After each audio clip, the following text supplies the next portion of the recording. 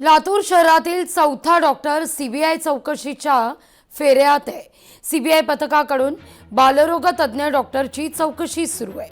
लातूर शहरातील दयानंद गेट परिसरात एका नामांकित खासगी बालरोग तज्ञ या डॉक्टरची चौकशी आहे।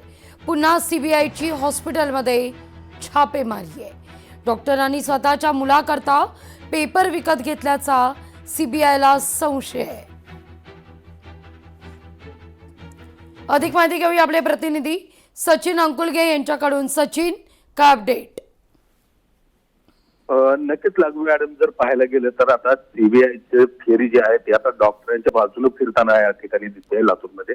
आणि आता पाहायला गेलं तर आतापर्यंत चौथ्या डॉक्टरची चौकशी जी आहे ती सीबीआय कडून आता लातूरमध्ये होताना पाहायला मिळत आहे।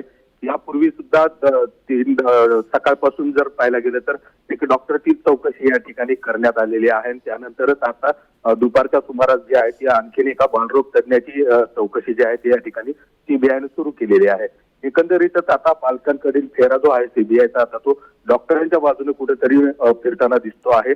आणि हे डॉक्टरांनी जे आहे ते आपल्या पाल्यांसाठी पेपर विकत घेतल्याचा संशय जो आहे तो सीबीआयला आहे।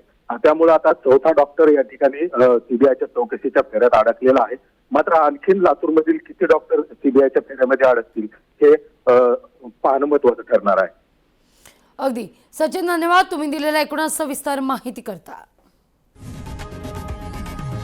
लोकशाही मराठी ऐका, पहा, जागरूक रहा।